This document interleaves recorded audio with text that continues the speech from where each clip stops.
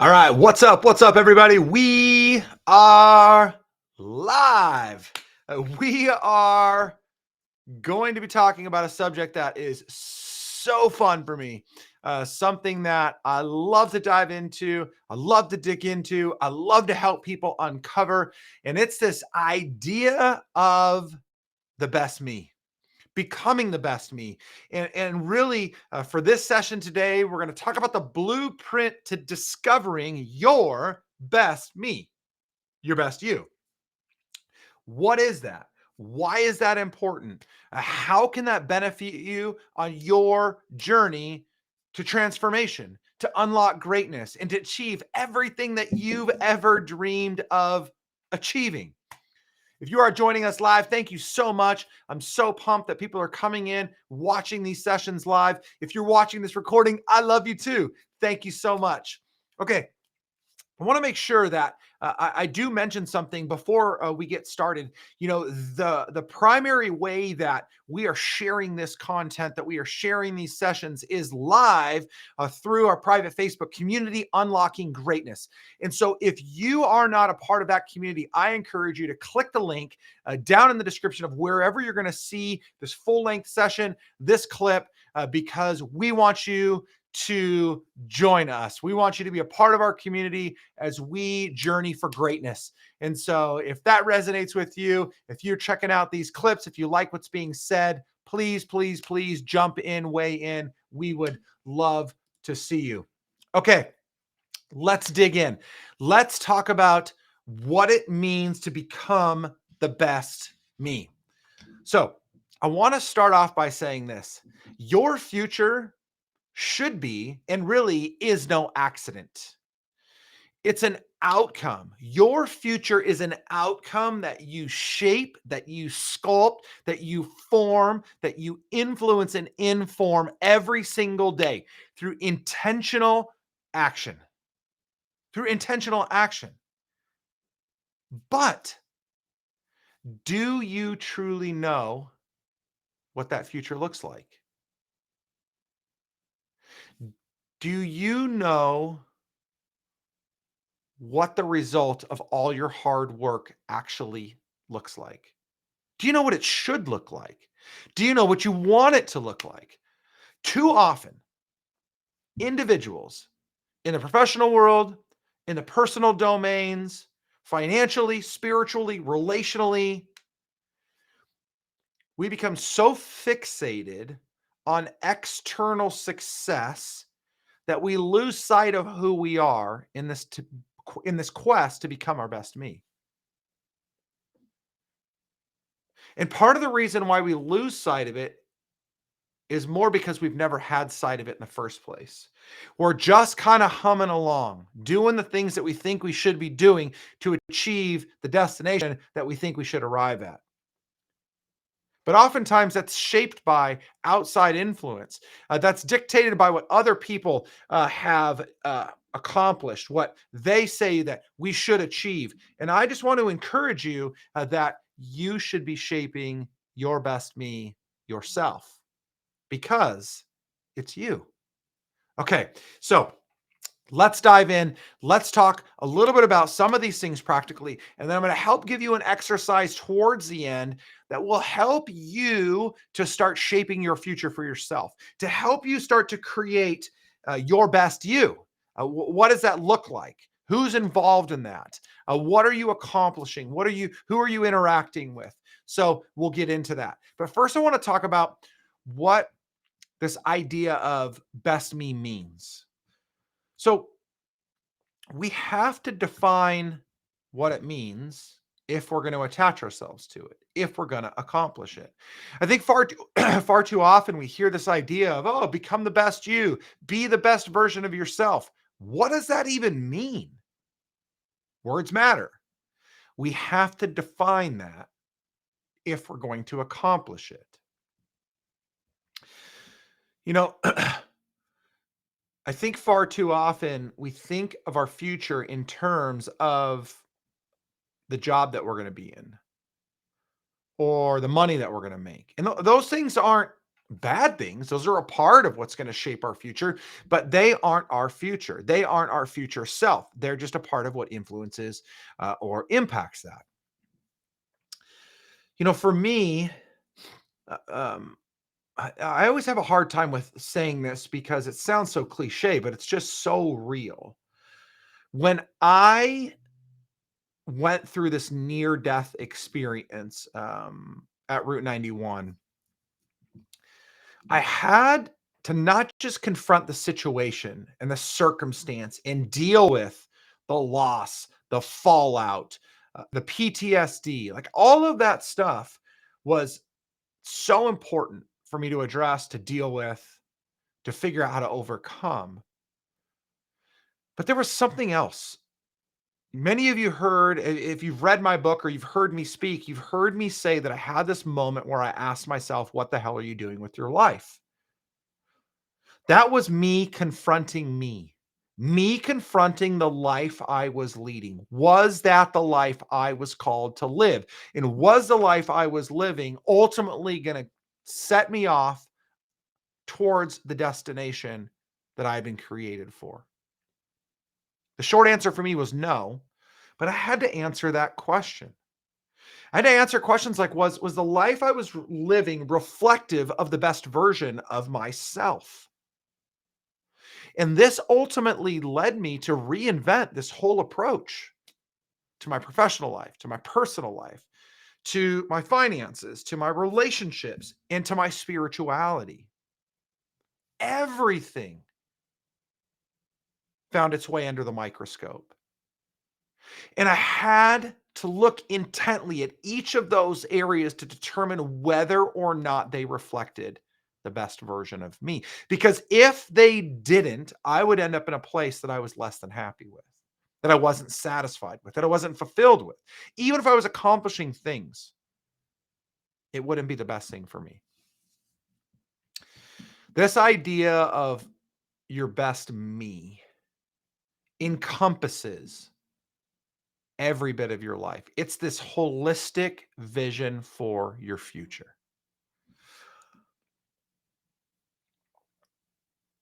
Do you know what that is?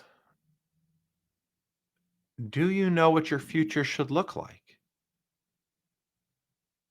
If not, I'm going to give you the beginnings of the tools to help you get there.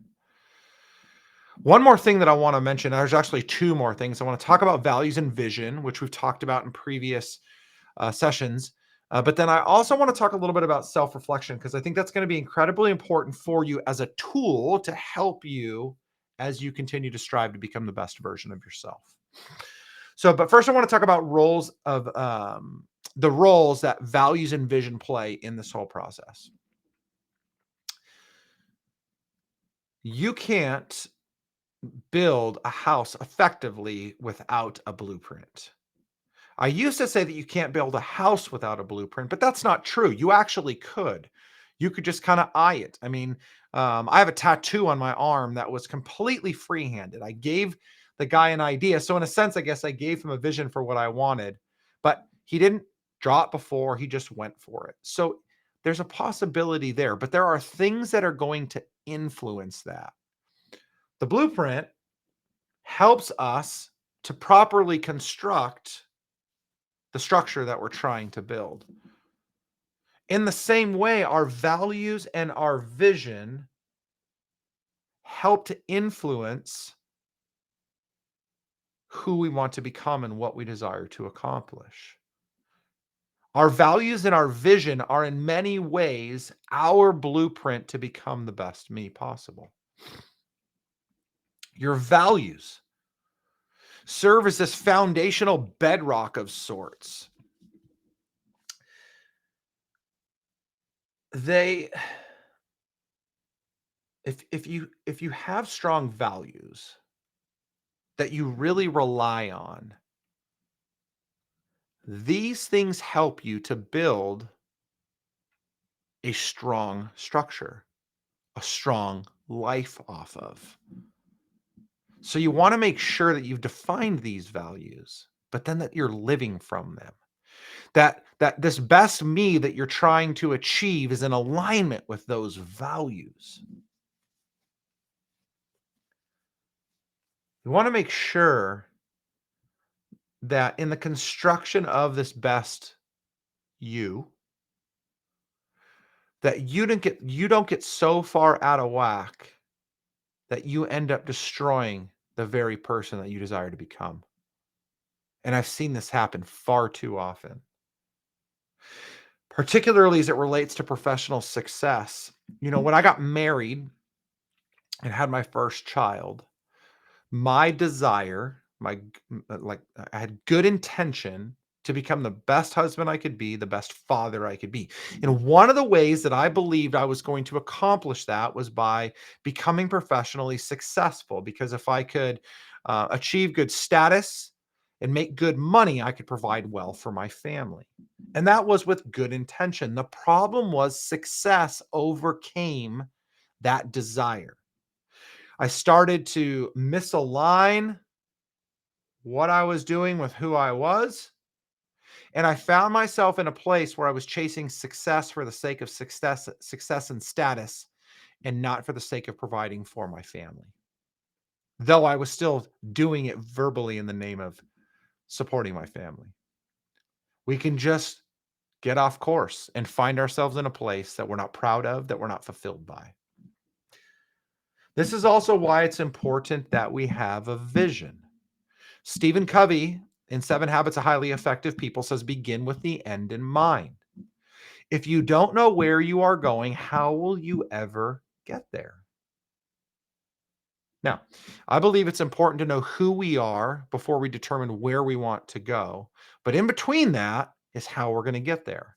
Who we are influences how we get there, but our vision influences where we're going. And so vision is incredibly important. Do you know where you want to go? And do you know why you want to get there? Both of those things. Not just what your vision should look like, but why you want to accomplish it. Both of those things are incredibly important on this journey to become the best version of yourself. I spent years and years and years working through this process of laying out a good, clear vision for my future that aligned with who I was and who I wanted to become.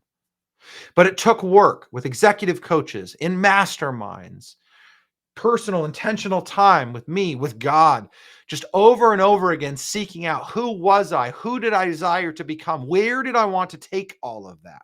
And it's a practice that I still work on today. This is a never ending journey that continues to be reshaped and reformed. We never truly get to the end until we're at the end. But along the way, we want to ensure that we're moving in the right direction. And we're doing that for the right reasons. Which is why self-reflection is so incredibly important. Constructing this picture of your best you, your best life, is going to be ongoing. It's going to be active. It's not something that you set this vision in stone and then you just head off on the path to get there. You have to constantly work at. You have to constantly refine it. You have to constantly reframe it. You have to constantly look to rebuild and improve and grow. When you face setbacks, you need to figure out how to overcome it and get back on track. So much of this is so incredibly important. So self-reflection becomes key. Now, most of us aren't good at self-reflection.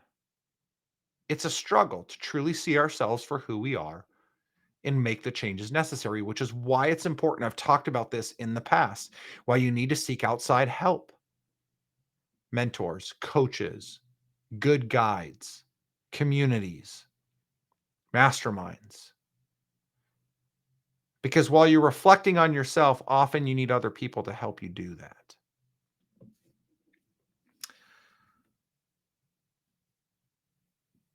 One great way to do this, which I'm going to talk about in a second, is by creating a best me vision board or document that lays out a picture of who you want to be personally, professionally, financially, relationally, and spiritually. It can be picture, it can be word, but having this vision for your future helps you to stay on track. It helps you to stay focused on where you want to go. And when you're not attaining or achieving that destination, oftentimes you can use self reflection to figure out what's going wrong and why you're not making the progress you desire. Again, it's active, it's ongoing, it's never ending.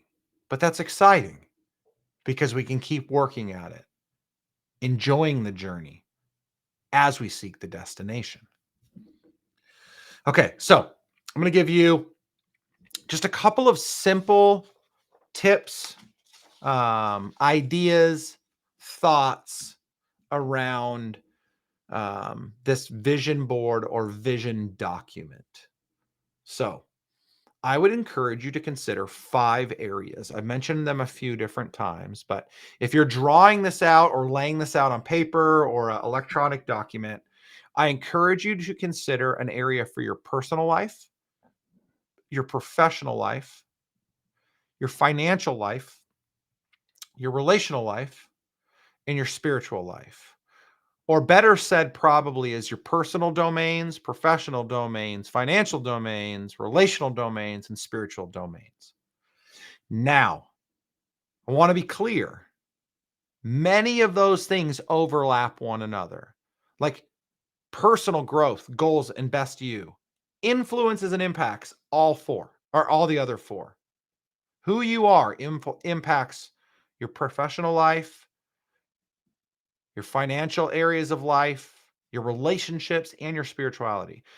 My spirituality as a Christian informs everything else. I'm a Christian always. I'm not only a Christian at church or around my Christian friends.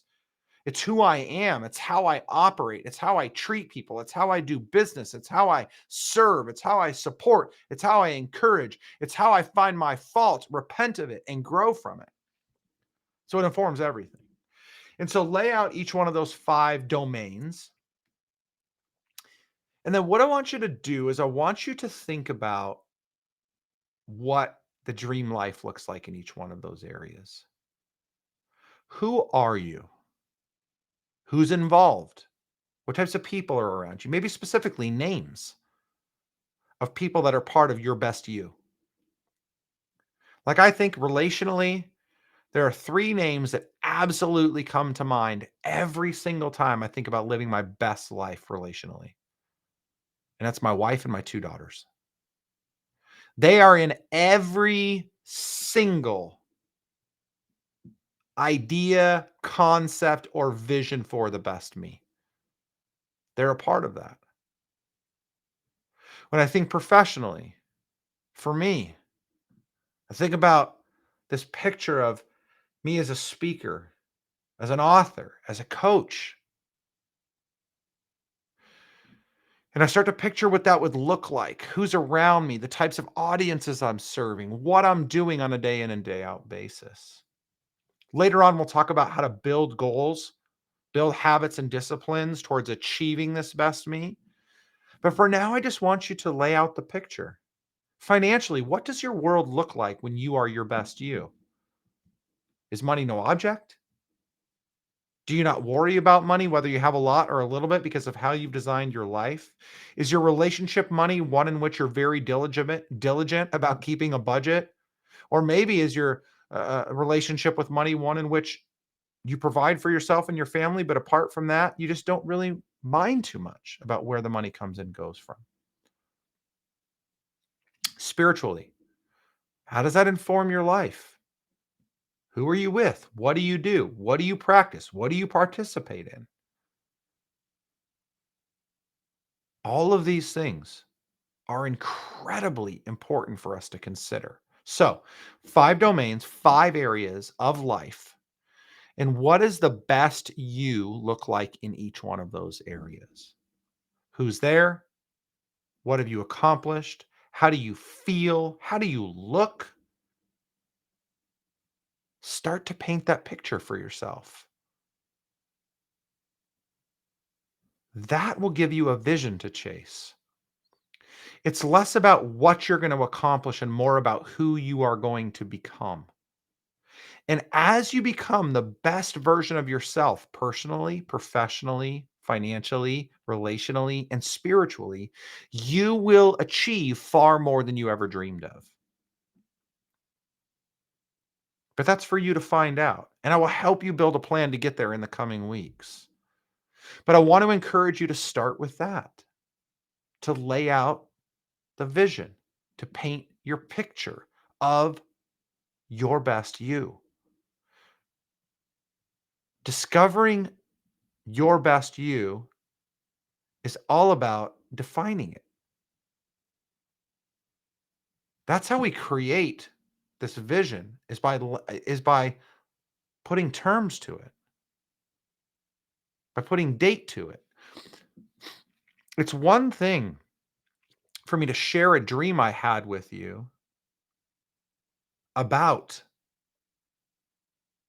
a thought or an idea, an accomplishment, but it's another thing for me to sketch it out. As good as people are at telling stories, it's one thing for somebody to tell you an incredible story about an experience in their life. It would be a whole nother thing to have watch it as it was documented. The clearer the picture, the better the easier it is for us to understand. And so my encouragement for you as I close is to paint this picture for yourself. You have this empty canvas that you get to paint, whether you're artistically inclined or not. You could draw pictures, you can cut and paste, you can write, but create your blueprint.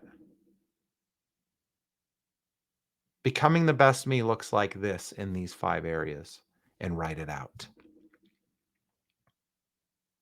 I encourage you to do this as soon as possible. It's only going to benefit you as you seek to be fulfilled, to find joy, and ultimately achieve the greatness that you've been created for. And one of the ways that we're going to talk about helping you to accomplish that is going to come in our next session in the series. And it's on understanding and working on strengths and weaknesses. If we've painted this picture of the future for ourselves and we want to understand how to tap into who we are in order to get there. So I want to help you do that. And in next week's session, we're going to do just that. We're going to talk about our strengths. We're going to talk about our weaknesses. We're going to talk about leveraging our strengths and uh, um, capitalizing on them. But we're also going to talk about how to overcome our weaknesses. Because in every weakness lies this seed of strength. But it's about you understanding what those are, tapping into them, and getting after them. So we will do that next week. But for now, thank you so much for joining for another session. This one on our blueprint to discovering your best me. I want to ask you if you have been watching these, whether live, recorded, clips of these, and you're inspired. I want to encourage you to do something. I want to encourage you to give somebody a gift, and that's to invite them into this community to jump on this journey with you. It'll be good for you. It'll be good for them. It'll be good for all of us. As we can align ourselves with more like-minded individuals that are all seeking to unlock the greatness inside of us, the bigger and stronger the community, the greater the chance it is that we all get there. So share away. Thank you so much. I appreciate your support. Until next time, I am out.